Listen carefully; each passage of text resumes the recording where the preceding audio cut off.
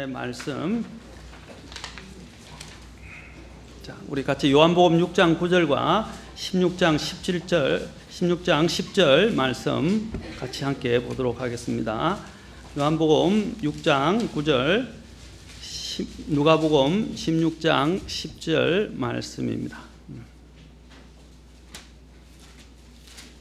자, 두 구절 같이 보겠습니다.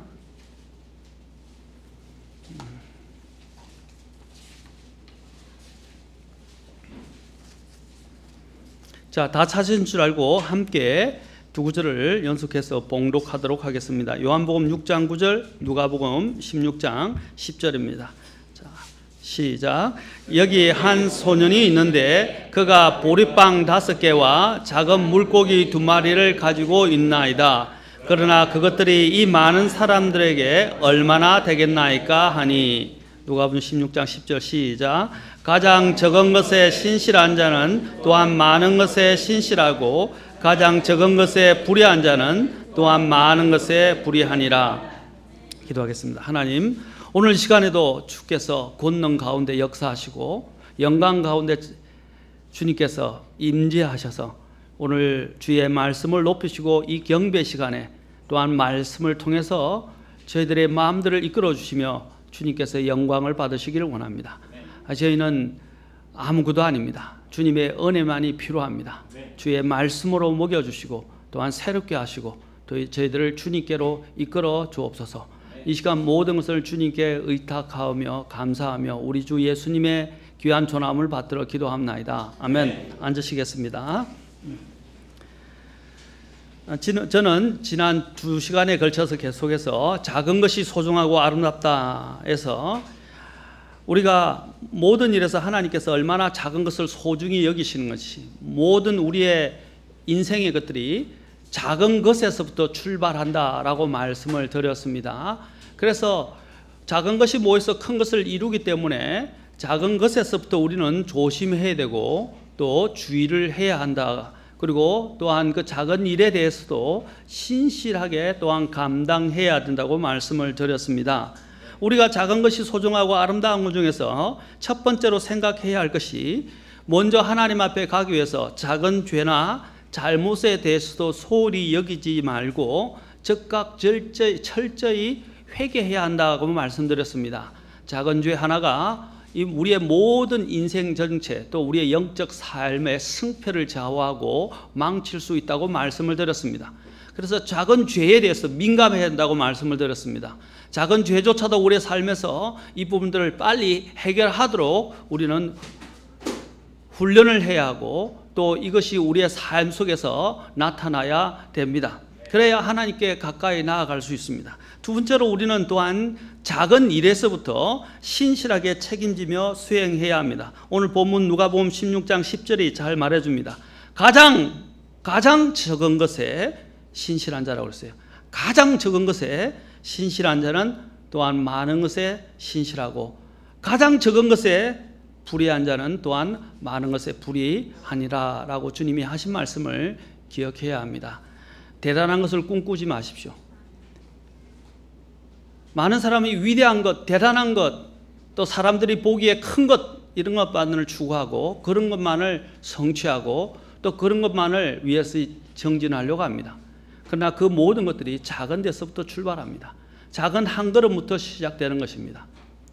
작은 일에서부터 시작되는 것입니다. 우리는 작은 것에서부터 먼저 신실해야 됩니다. 우리는 그럽니다. 내가 돈을 많이 벌면 하나님께 헌금을 드리겠습니다. 돈을 많이 벌면 11조도 많이 할 것 같습니다. 그런데 지금 갖고 있는 100원부터 11조, 내가 지금 갖고 있는 작은 것에서 하나님께 떼어서 드려야 할 것들을 드리지 않으면서 어떻게 하나님의 일들을 많은 것을 드릴 수 있습니까? 사람은요 참 묘합니다. 사람들은 그렇게 이야기하면서 자신의 믿음을 나타내려고 하거든요. 그런데요 이상하게 사람들의 마음이 안 그래요. 모든 게 풍족해지고 더 많아지면요 사람들은 더 많은 욕심을 갖게 돼요. 그리고 더 많은 욕심을 가지고 변한 것이 없는데도 불구하고 사람들은 오히려 자신이 더 많은 것을 쥐려고 하는 이런 속성이 있습니다. 한번 생각해 볼까요? 전에도 말씀드렸지만 100원에서 10원 떼는 거는 어려운 거 아니에요. 1000원에서 100원 떼고 10,000원에서 1000원 떼는 것도 어렵지 않아요. 이제 10만 원에서 10,000원 떼는 것, 그것도 괜찮을 것 같아요. 근데 이제 100만 원에서 10만 원을 뗀다든지 1000만 원에서 100만 원을 뗀다든지, 이제 만약에 그게 1억으로 간다, 1억에서 1000만 원을 뗀다고 생각해 보세요. 비율적으로는 변한 것이 하나도 없어요. 그렇죠? 11조라는 것은 비례헌금입니다. 하나님께서 너에게 번성하게 하신 대로 너희가 그것을 저축에 두었다가 주의 날에 드리라고 이야기를 하셨어요. 누가복음 고린도전서 16장에서 1절에서 말씀하십니다.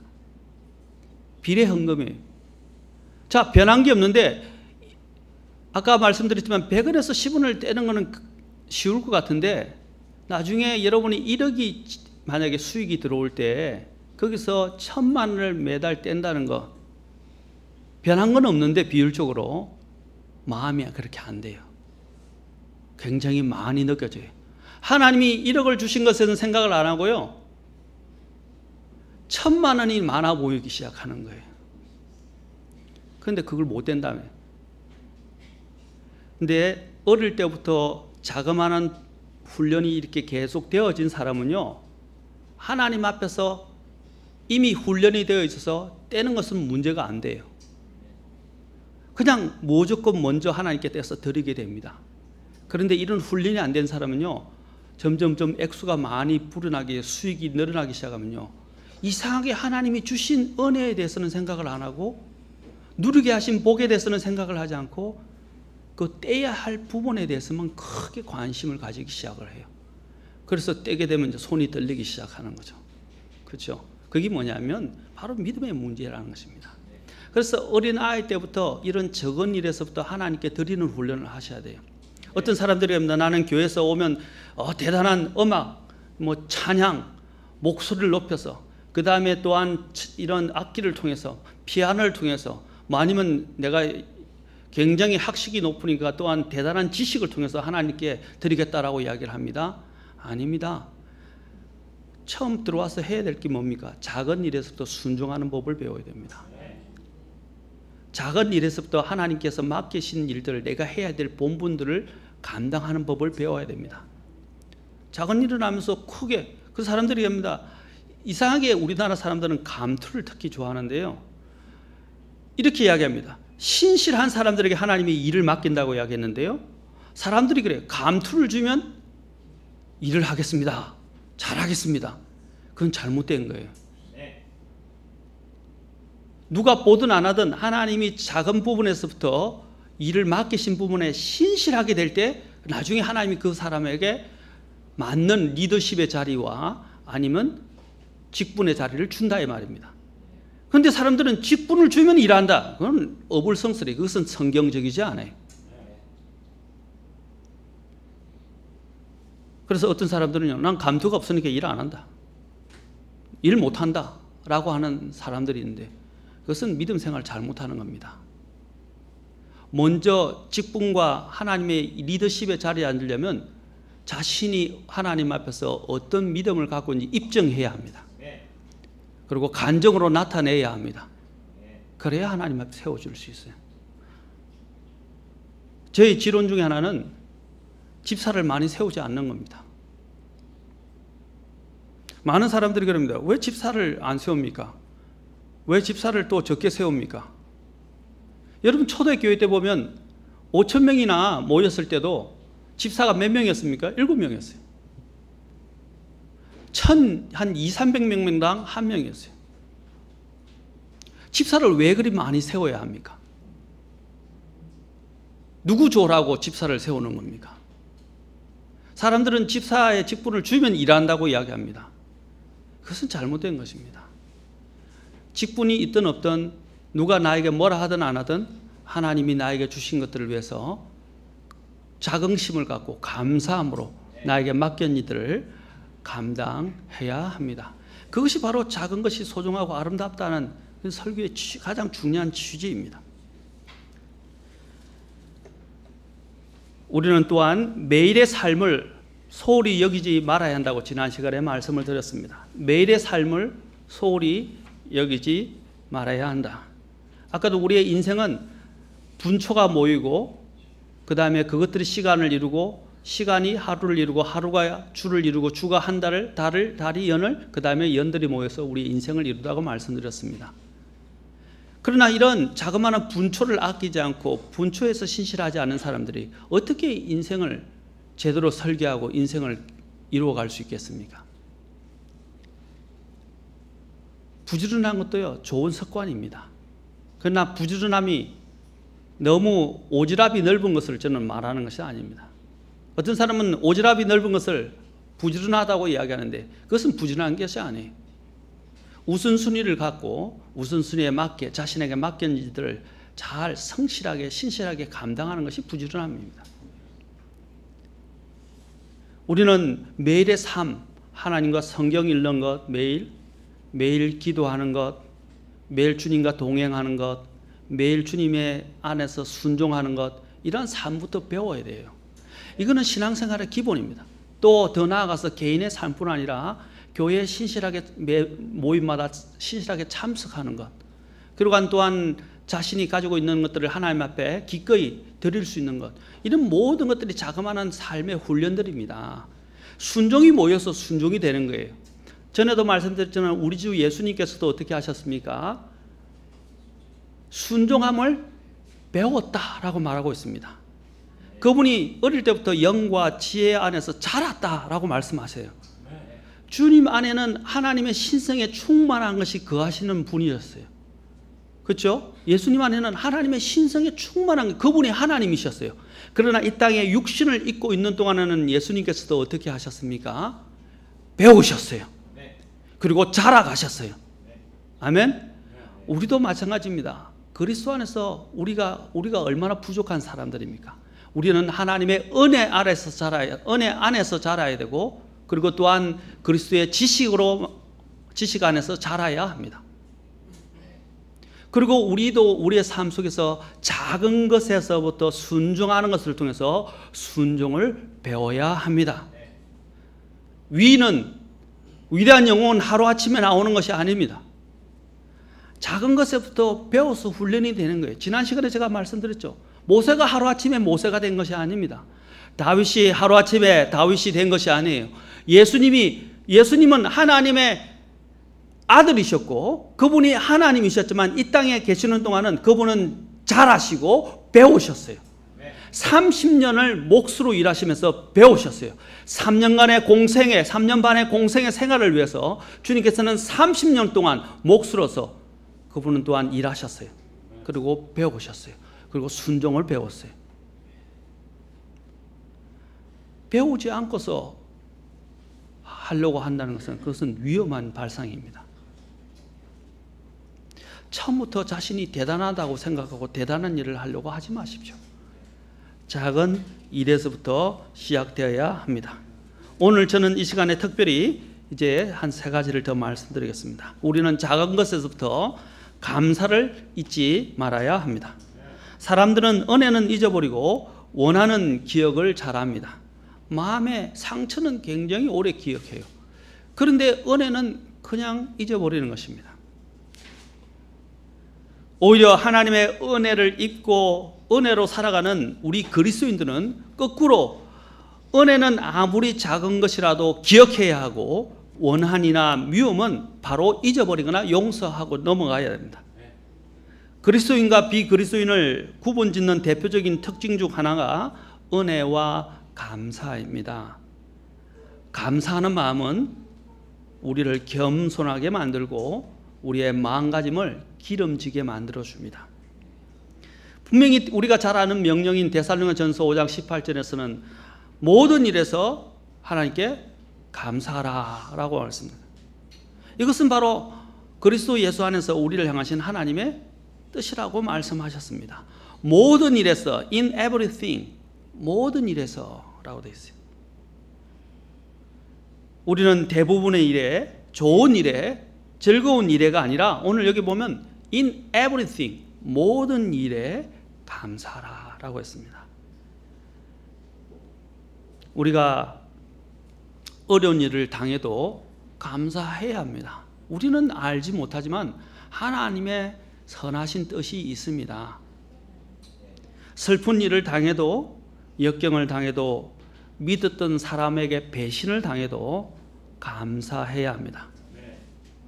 마치 내 생명이 다하는 것처럼 느껴지고, 또 이런 정말로 상상도 할 수 없는 혹독한 환경이, 역경이 나에게 닥쳐온다 할지라도 우리는 그리스도 안에서 감사하는 것이 하나님의 뜻이라고 말씀하십니다. 구원받은 그리스도에게 바로 해당하는 말씀입니다. 여기는 모든 일에서라고 이야기하지만, 이 헬라어를 보면 이 단어의 뜻은 또 모든 일로 인해서 라는 뜻도 있습니다. 모든 일로 인해서. 그 일이 비록 내가 생각하기에는 감사한 일이 될 수 있고 감사하지 않는 일이 있지만, 하나님은 바로 우리를 위해서 그 모든 일들을 허락하셨다는 것을 기억하셔야 됩니다.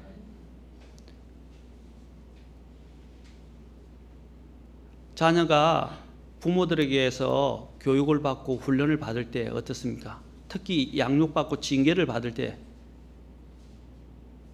나는 부모가 나를 징계하는 것에 대해서 기분이 안 좋고 마음도 안 좋고 안 좋을 수 있어요. 그러나 정말로 좋은 부모라면, 우리가 부모를 신뢰한다면 그 부모님이 나를 위해서 나를 징계한다는 것을 우리는 믿을 수 있습니다. 가장 기본적인 문제는 뭐냐면, 이 감사의 문제는 하나님에 대한 신뢰의 문제입니다.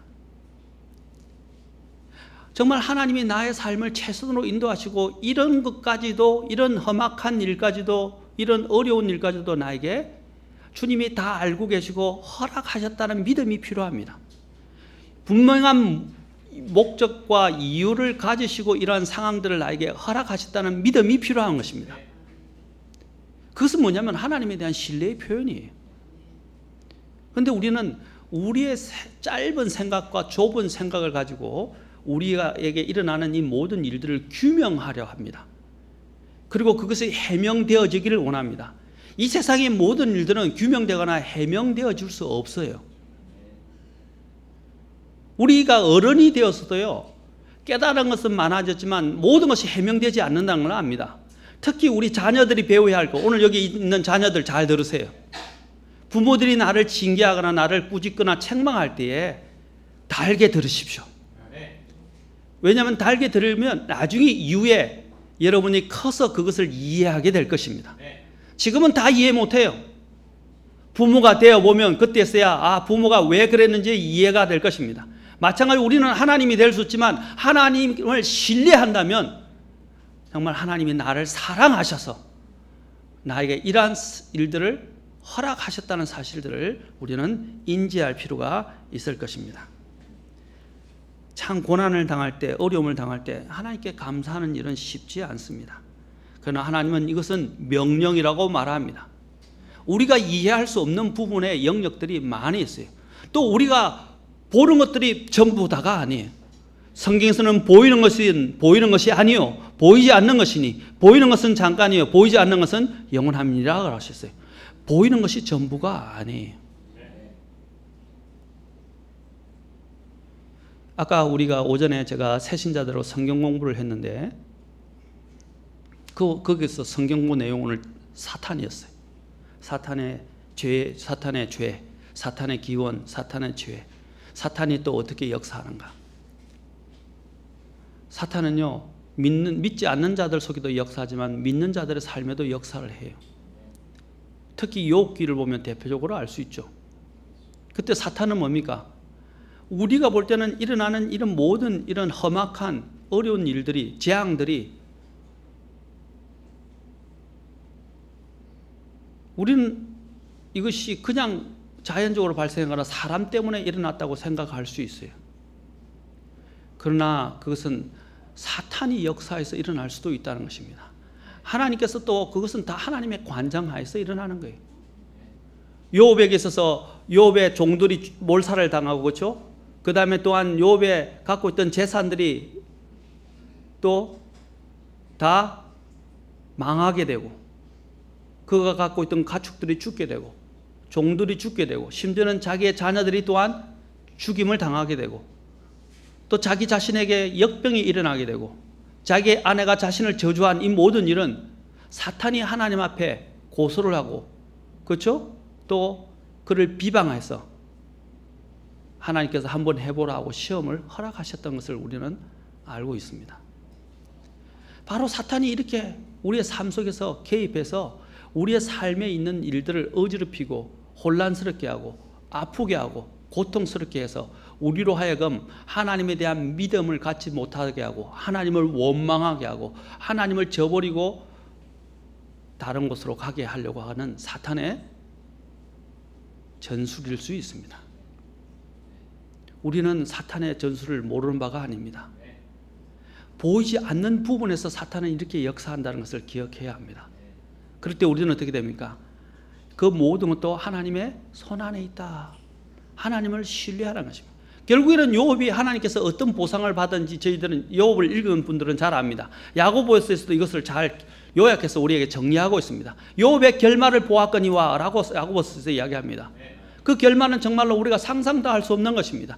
지금 형편은 우리가 어렵고 지금은 우리가 보게 되는 이것이 정말로 만만치 않은 삶이지만은 그러나 앞으로 이것을 견뎌내고 이겨냈을 때 우리가 하나님 앞에 받게 될 그 결말과 보상은 상상도 할 수 없을 것입니다. 이것을 성경은 뭐라고 그럽니까? 인내의 연단이라고, 믿음의 연단이라고 말합니다. 우리는 작은 것에서부터 감사하는 법을 배워야 합니다. 로마서 8장 28절 잠깐 보겠습니다. 로마서 8장 28, 잘 아는 말씀이지만 저와 여러분이 이 구절은 외우면 좋겠습니다. 그리스도의 삶은요, 수많은 어떤 교리를 배우고 알아가는 것도 중요하지만 실제적인 삶을 살아가는 것입니다. 교리는 우리에게 일종의 뼈대를 형성하고 바른 것을 볼 수 있게 하는 눈을 주는 것이지만 이것을 살아가는 것은 다른 문제입니다. 아는 것도 중요하지만 그 아는 걸 가지고 살아가는 법을 배워야 됩니다. 그것은 실제적인 문제예요. 로마서 8장 28절 같이 읽겠습니다. 시작. 우리가 알거니와 하나님을 사랑하는 자들 곧 그분의 목적에 따라 부르심을 받은 자들에게는 모든 것이 합력하여 선을 이루느니라. 원래 여기 킹제임 성경은 모든 것이 선을 위하여 합력한다 되어 있어요. 마지막에만 for good, 선을 위해서 합력한다는 것입니다. 하나님의 궁극적인 선이 이미 딱 정해져 있어요. 하나님이 우리를 향하신 선한 계획과 목적이 다 이미 정해져 있어요. 그렇죠? 그 선, 이 궁극적인 이 선을 위해서 모든 것이 자충우돌을 하는 것처럼 보이고 모든 것이 이렇게 어지러운 것처럼 보이지만 하나님은 우리를 이렇게 몰아가시는 거예요. 마치 벳세메스로 가는 그 소를 하나님 언약궤를 담고 그렇죠? 벳세메스를 향하는 그 소가 어떻게 해요? 하나님이 자르나 우르나 치우치지 않게 계속 하나님이 쳐서서 그를 벳세메스에 있는 목적지로 몰아간 것처럼 우리의 인생에서도 우리가 자충우돌을 하고 많은 어려움이 오고 혼란이 오고 또한 혼돈이 있는 것처럼 보이지만 하나님은 우리를 이렇게 채찍을 소를 몰아서 목적한 방향으로 가게 하는 것처럼 우리의 삶을 몰아가신다 이 말입니다. 어디를 향해서? 궁극적인 선을 위해서. 믿으셔야 됩니다.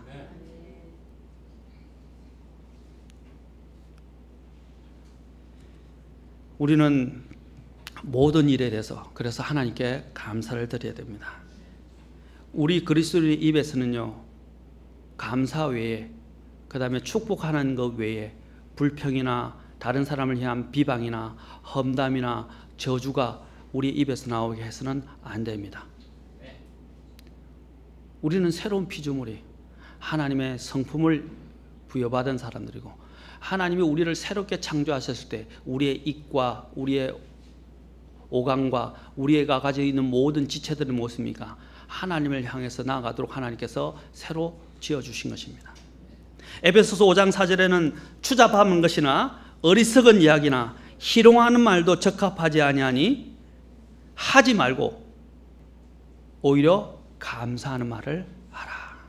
우리 입에서 추잡한 말들, 어리석은 이야기들, 심정에는 성경에서는 너희가 한 어떠한 빈말, 그죠?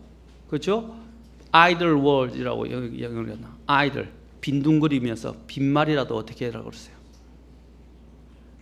하나님 앞에서 나중에 다 심판을 받을 것이라고 말씀하셨습니다.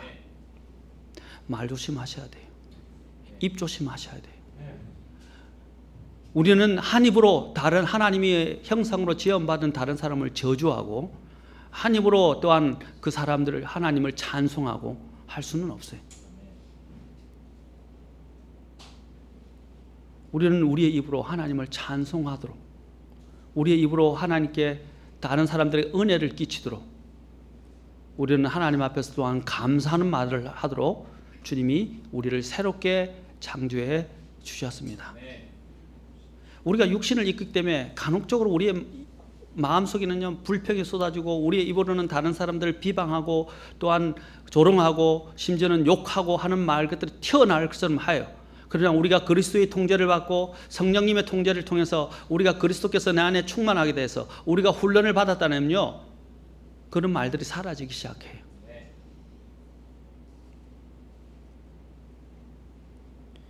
에베소서 5장 20절에서 그래서 계속 이야기를 합니다. 모든 일로 인해 우리 주 예수 그리스도의 이름으로 항상 하나님 곧 아버지께 감사하고, 모든 일로 인해서, 모든 일은 아까 작은 데서부터 감사해야 돼요. 아까도 말씀드렸죠. 작은 것에서부터 훈련된 사람은요 큰 걸 맡겨도 그것이 문제가 안 돼요. 그것을 감당해 줄 수 있어요. 그러나 작은 것에서 기초가 쌓이지 않은 사람들이 큰 일을 갖게 되면 그것을 감당할 수가 없게 돼요. 맞습니까? 기초가 뭡니까? 작은 것부터 잘 다져지는 것입니다. 적은 일에서부터 다져지는 거예요. 기초가 안 되면요, 수학도 마찬가지로 모든 일은 기초가 있어요. 기초가 다져지지 않으면 아무리 많은 것을 쌓아도요, 그것은 다 무너지게 되어 있어요. 어려운 자가 기초가 무너지면 그가 무엇을 할 수 있을까? 라고 시편 11편에서 말했습니다. 기초들이 무너지면이라고 그랬어요. 기초를 잘 닦아요. 기초는 뭐냐? 작은 것에서부터 시작하는 겁니다. 작은 감사에서부터 우리의 인생이 지어져야 합니다. 그렇죠? 빌립보서 4장 6절에는 우리가 기도할 때 모든 일에 아무것도 염려하지 말고 모든 일에서 기도와 간구로 너희 요청할 것들을 감사함으로 하나님께 알리라 하랬어요. 감사함으로. 모든 일에, 어떤 일에도 염려하지 말고 모든 일에. 기도할 때도요, 물론 때로는 우리가 신음을 하게 됩니다. 그 신음도 영의 기도입니다. 그러나 성경에서 우리가 모든 일에 기도할 때 항상 뭘 첨가시키라고 그랬어요? 감사를 첨가시키라 했어요. 감사는 인생의 양념입니다. 양념과 같아요. 맛을 내요. 맛을. 인생의 소금과 같아요. 우리 삶에.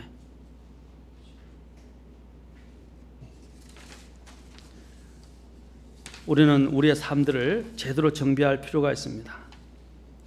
우리가 주님께 감사함으로 기도하면 주님께서 우리의 마음과 생각을 지키시겠다고 말씀하셨어요. 또한 골로새서 1장 12절에도 보면 우리를 빛 가운데서 성도들의 상속 유업에 참여한 자가 되기에 합당하게 하신 하나님 아버지께 감사드리기를 원하였노라. 우리를 상속 유업에 참여하게 하신 하나님께 감사드리라고 말합니다. 또 골로새서는 계속해서 이 말을 하고 있습니다. 골로새서는요, 예수님과 교회의 관계를 이야기하면서 교회 예수님의 머리 되심과 그 신성에 대해서 굉장히 강조하는 책이지만 그 안에 우리의 삶에 대해서는 감사를 계속 드리라고 말하고 있습니다. 또 골로새서 2장 7절에도 보면 그분 안에서 뿌리를 내리고 세워지며 가르침을 받은 대로 믿음 안에 굳게 서서 그 안에서 넘치도록 감사를 드리라. 뿌리를 내리고 세워지고 가르침을 받은 대로 믿음 안에 굳게 서서 그 안에서 넘치도록 감사를 드리라. 골로새 3장 15절과 17절에서도 계속해서 너희는 감사하는 자가 되라. 또 예수 그리스도 이름으로 하나님을 힘입어 하나님 아버지께 감사를 드리라 라고 되어 있습니다. 감사를 드리라. 그리고 골로새 4장 2절에서 또 계속해서 항상 기도하고 기도 중에 감사를 드리며 깨어 있으라. 지금 제가 말씀드린 요지는 계속 감사에 대해서 성경은 너무나 많이 강조하고 있다는 것입니다. 우리는 주님 앞에 자꾸 달라고만 이야기를 합니다. 안 주면 틀어지고요. 그 어린애가 하는 일이에요. 어린애들이 두 가지가 있죠. 달라 그러고 안 주면요 삐집니다. 토라집니다. 그리고 불평합니다. 그건 어린애들이에요. 우리가 어릴 때부터 아이들이 감사하는 법을 배우기 시작하면 어른이 돼서는 더 감사하게 될 것입니다. 마찬가지로 우리가 어린 신앙이 어릴 때부터 감사하는 법을 배워요. 입에서 감사가 떠나지 않게 돼요. 지극히 작은 것에서도 감사를 잃지 않으면 우리는 삶의 현장이, 우리의 삶이 옥토가 될 것입니다. 그러나 우리의 삶에서 원망과 불평을 키우게 되면 내 삶의 현장은 박토가 되고 말 것입니다. 옥토가 되느냐 박토가 되느냐 하는 문제는 내 마음속에 감사가 있는가 하는 것입니다. 하나님의 은혜를 기억하는가 하는 데서도 시작하는 것입니다. 호텔에서 한 할머니가 청소를 하고 있었는데 일이 굉장히 고되었습니다. 매일 아침 6시에 나와서 하루 종일 쉬지 않고 바닥을 닦습니다. 하루는 한 손님이 할머니에게 할머니 힘드시죠? 예, 힘듭니다. 일요일에도 일을 하십니까? 하니까 할머니 아니요, 쉽니다. 그러면 하루 종일 밀린 잠을 잘 수 있으시겠군요 라고 이야기했습니다. 그러자 할머니께서는 웃으면서 이렇게 의외의 대답을 하셨습니다. 아니요, 주일에는요 손자를 데리고 교회 가느라 더 일찍 일어나야 합니다. 그래서 손님은 한심한 표정으로 할머니를 보았습니다. 그리고 말했습니다. 아니 일요일에도 그렇다니 노는 날 잠이라도 자고 쉬어야지 그렇게 하고 어떻게 몸이 견딥니까? 할머니의 대답은 단호했습니다. 아닙니다. 그 한날 교회를 가야 나머지 엿새 동안 일을 할 수 있습니다. 그렇지 않고는 견딜 수가 없어요. 이 가난한 할머니에게 주일의 예배는 삶의 힘을, 영적 힘을 공급받는 시간이었습니다. 하루라도 쉬어야 건강을 유지할 수 있던 것 아닙니까? 이런 생각은 많은 신자들이 합니다. 그러나 쉰다는 자체가 잘못된 것은 아닙니다. 그러나 생각해 보십시오. 자기의 목숨이 붙어 있는 동안 그 힘을 모으고 아껴서 하루하루 연명하지만 결국 종착역은 죽음입니다. 과연 이렇게 살다가 죽으면 무슨 소용이 있습니까? 그냥 이렇게 살다 인생을 끝내야 되겠습니까? 쉰다는 자체가 문제가 되는 것은 아닙니다. 그러나 쉬는 것만이 능사가 아니라는 것입니다. 쉰다는 것은 어떻게 쉬느냐 하는가가 더 중요한 것입니다. 영적인 사람은 하나님 안에서 쉬어야 합니다. 하나님으로부터 우리는 인생의 모든 것을 공급받습니다. 심지어는 우리의 영혼의 그 깊은 쉼도 안식도 주님으로부터 공급받는 것입니다. 주님께서 말씀하세요. 수고하고 무거운 짐진 자들아 다 내게로 오라 내가 너에게 쉼을 주리라. 하나님은 우리에게 쉼을 주시는 분입니다. 교회에 오는 것이 고역이 되면 안 돼요.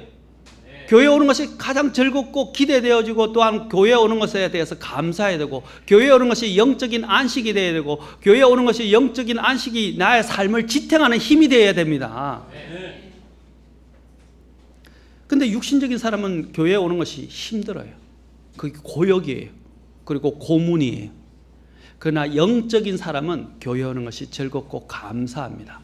왜냐하면 그때 또 주님이 주신 특별한 공급하시는 말씀의 힘을 통해서 그가 다시 세움을 입을 수 있기 때문입니다. 육신은 쉬어야 하지만 쉬는 것만으로 영적인 생명의 힘은 보충되지 않습니다. 사랑하는 성도 여러분, 우리는 어떻게 나아가야 되겠습니까?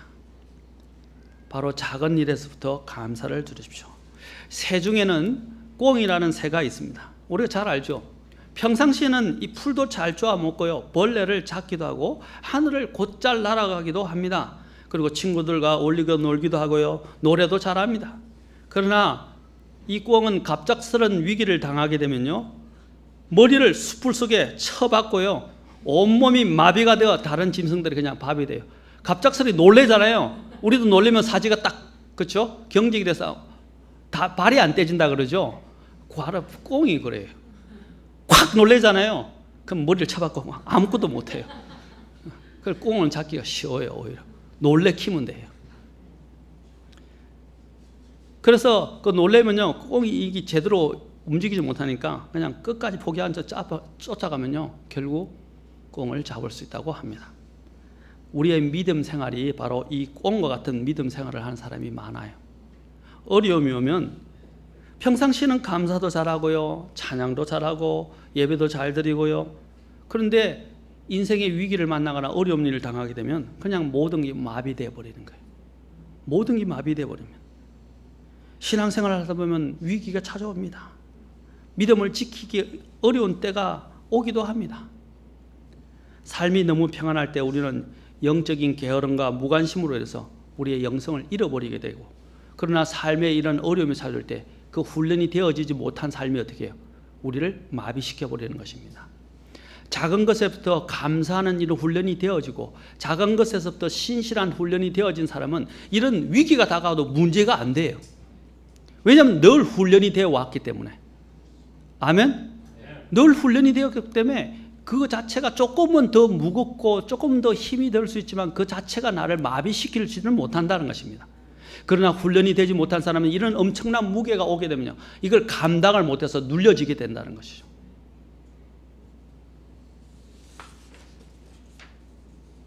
노련한 파일럿과 선장은 바로 어려운 시기가 올 때, 풍랑을 만났을 때, 그때 그의 진가를 발휘하는 것입니다.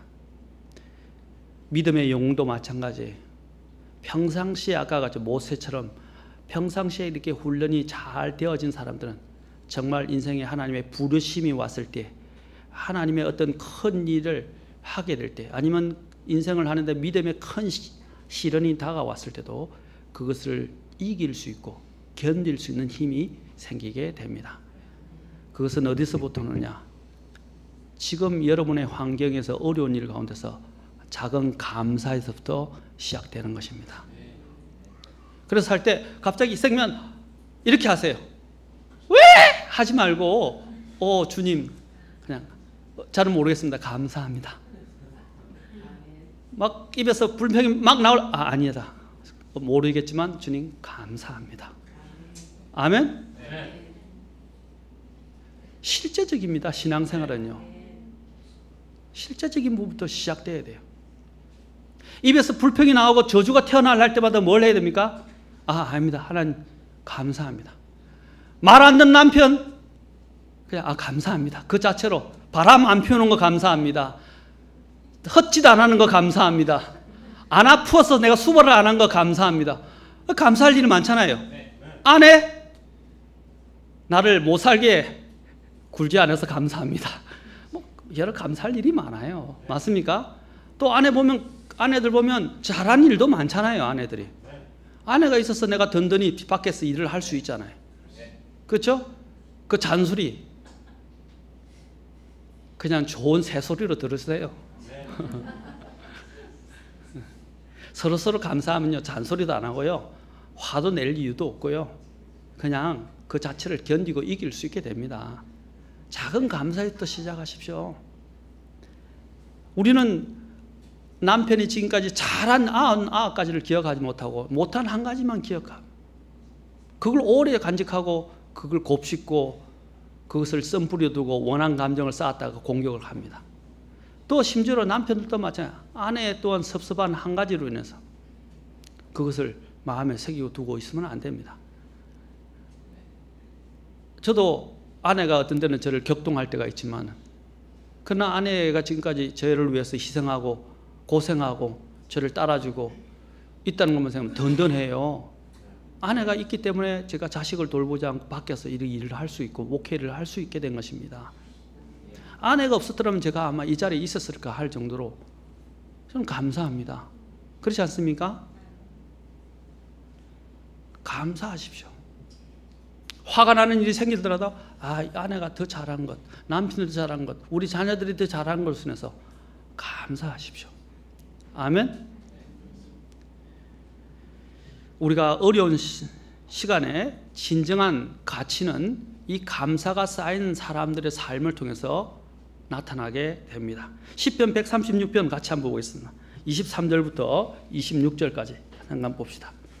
시편 136편, 여기 보면 어떠한 상황에서도 그가 감사하는지를 보게 됩니다. 어떠한 상황에서도 이 시편 기자가 감사하는지를 우리가 여기서 보게 됩니다. 시편 136편 23절.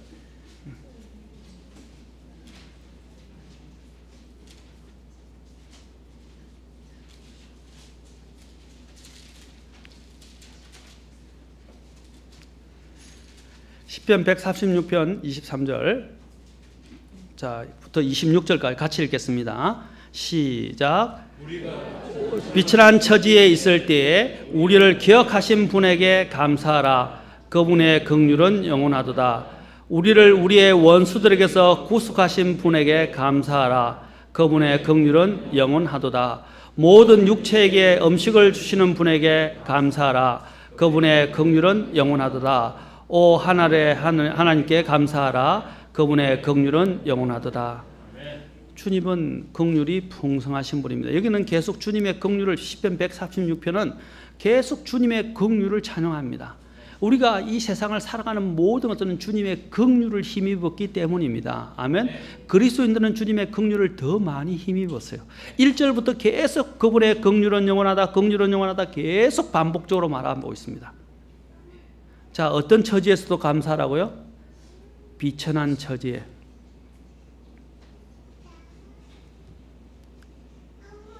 비천한 처지에 있었을 때 주님께서는 우리를 어떻게 하셨어요? 기억하셨다라고 말하고 있습니다.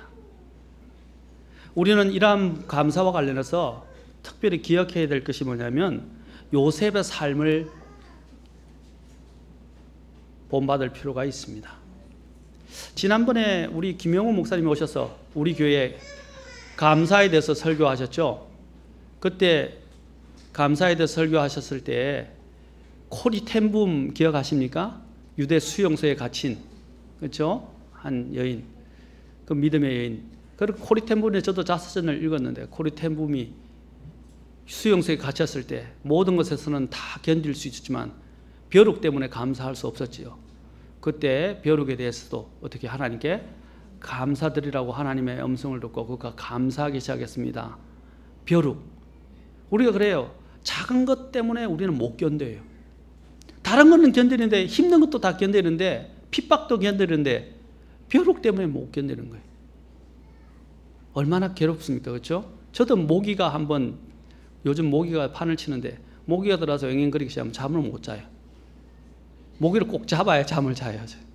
예민해가지고요. 근데 그것이 작은 것들이 우리를 굉장히 성가시게 하고 힘들게 만들거든요.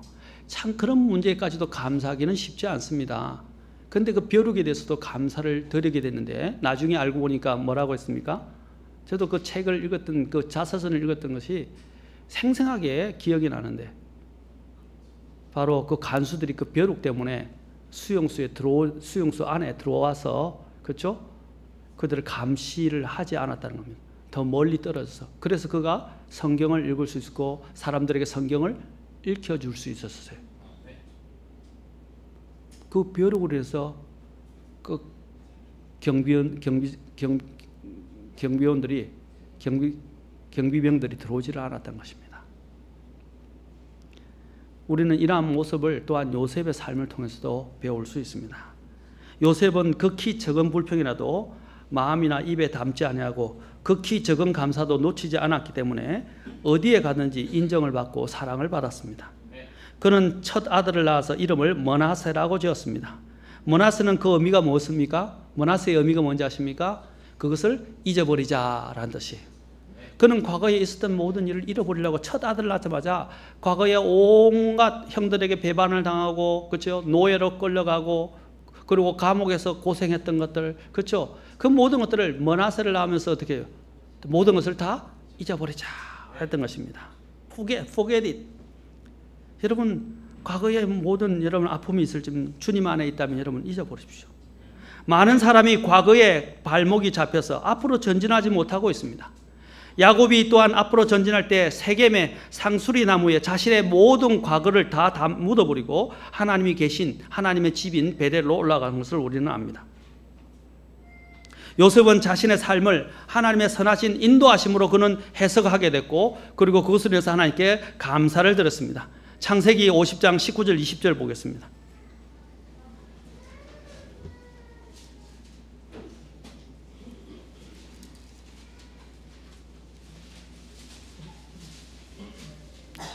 창세기 50장 19절 20절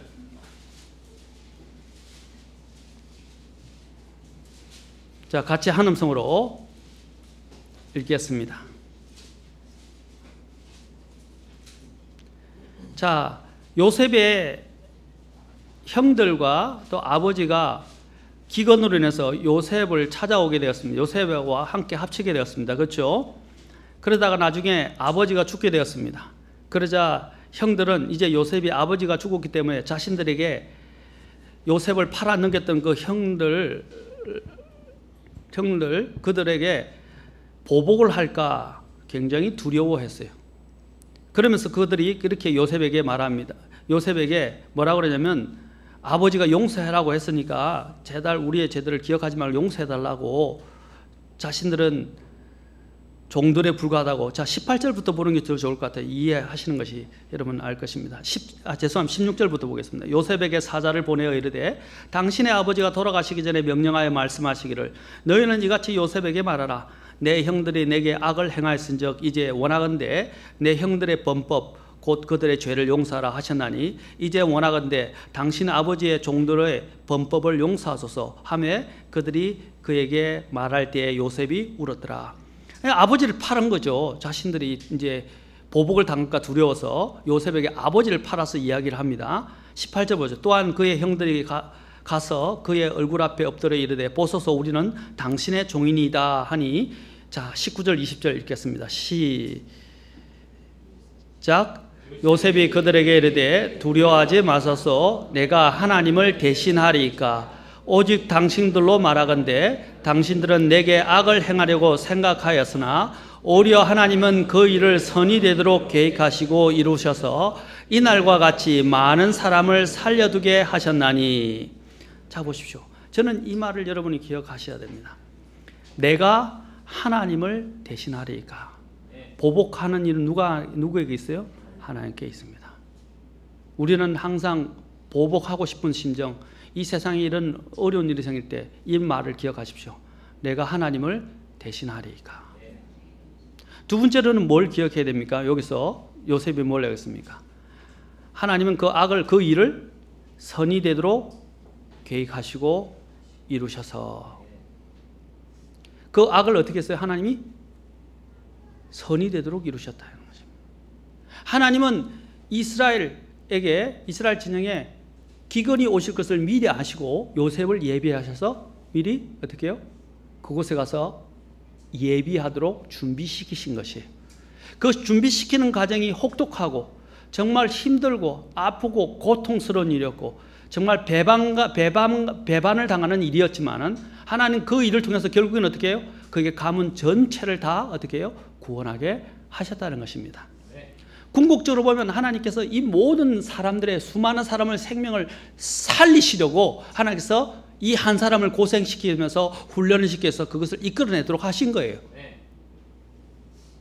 그런데 우리는 그것을 당하고 있을 때는 어떻게 해요? 그 자체가 너무 힘들고 고통스럽기 때문에 원망하기 쉬웠다는 것입니다. 그러나 여러분이 성경을 보면 요셉이 한 번도 하나님께 대해서 원망했다는 소리는 안 나와요. 하나님께 불평하거나 원망했던 말이 안 나온단 말입니다. 비록 그가 부당한 일을 당하고 배반을 당하고 사람들이 은혜를 잊어버리는 그런 일들을 당했지만은, 그리고 모함을 당하는 일들을 당했지만은 한 번도 불평하거나 하나님의 선하심을 의심하지 않았습니다. 이후에 하나님께서는 그를 이집트의 총리로 세우시고 기근으로 죽을 수밖에 없었던 자신의 모든 가문들을 살리게 하셨습니다. 저와 여러분은 그런 과정을 이해할 수는 없어요. 그 과정을 통과하는 것은 힘들어요. 그러나 궁극적인 하나님의 목적이 이르게 됐을 때 그때는 여러분들이 하나님이 나를 위하여 또 많은 사람들의 구원을 시키시려고, 많은 사람들의 생명을 건지게 하시려고 바로 이러한 일들을 계획하셨고 준비시키셨고 또한 나를 이렇게 훈련시키셨구나, 또 이 자리에 있게 하셨구나 하는 것을 그때에서는 깨닫게 될 것입니다. 그때 감사하게 돼요. 사람들이 그래요. 이 조교들 보면, 특히 해병대에 가면요, 해병대에 보면 굉장히 조교들이 정말 죽이고 싶을 정도로, 해병대뿐 아니라 다른 데도 마찬가지예요. 특히 여러분 남자들이 제일 싫어하는, 군대에서 제일 싫어하는 게 뭐죠? 유교훈련. 조교들이 정말 밉거든요. 정말 죽이고 싶을 정도로 미워요. 냉혈 인간들이에요. 그런데요, 그 훈련 과정을 험한 훈련 과정을 다 거치고 나면요, 진정한 군의를 거듭나게 하고 만들어준 그 조교, 그리고 조교가 우리가 그 훈련소를 나오고 유격을 끝내고 났을 때는 달라져요, 태도가. 그때는 감사하게 된다는 거죠. 마찬가지입니다. 진정한 우리의 믿음의 일꾼이 되게 하시려고, 믿음의 사람이 되게 하시려고 하나님이 그러한 상황을 허락하 가셔서 우리로 통과하게 하셨지만, 통과하고 난 이후에는 하나님이 우리를 사랑하심으로 이 일을 하셨구나 하는 것들을 우리가 진정 깨닫게 될 것입니다.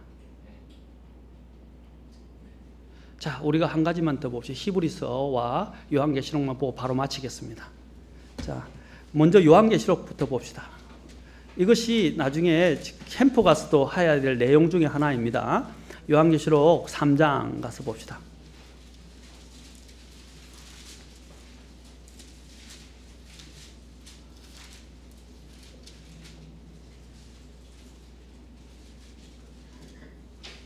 자, 3장 19절 창가 봅시다. 하나님이 라오디게 교회를 책망하십니다. 그런데 자, 19절 같이 읽겠습니다. 시작. 내가 사랑하는 자들을 다 책망하고 징계하노니 그런즉 열심을 내고 회개하라. 하나님이 책망하고 징계하신데 뭐라고 그랬어요? 어떤 사람을? 사랑하는 자를. 내가 사랑하는 자들을 책망하고 징계한다 그랬어요. 자, 히브리서 12장으로 가봅시다.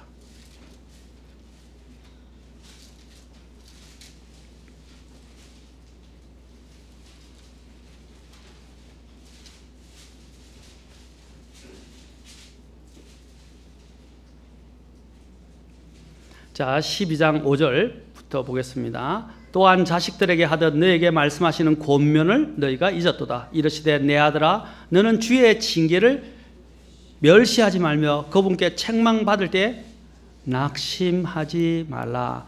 주께서 누구를? 사랑하는 자를 친히 징계하시고 자신이 받아들이는 아들마다 채찍질 하셨느니라. 너희가 징계를 견뎌내면 하나님께서 아들들을 대우하듯 너희를 대우하시니. 징계를 견뎌내면 누구를 대하듯? 아들들을 대하듯 대우하신다고 그랬어요. 아버지가 징계하지 않는 자가 무슨 아들이냐. 모든 사람이 징계를 받으므로 너에게 징계가 없으면 너희가 사생하여 아들들이 아니니라. 또 한 가지 기억해야 할 사실이 있어요. 또한 우리에게 있던 우리의 육체의 아버지들이 우리를 바로잡아도 우리가 그들을 공경하였거늘 하물며 영들의 아버지께 우리가 더욱 복종하고 이로써 살아야 하지 아니하겠느냐. 자, 10절 잘 보세요. 진실로 그들은, 자 보세요. 그들은 누구냐? 육신의 아버들이에요. 육신의 아버지들은 며칠 동안 자기들이 기뻐하는 대로 우리를 징계하였거니와. 부모들이 그랬죠.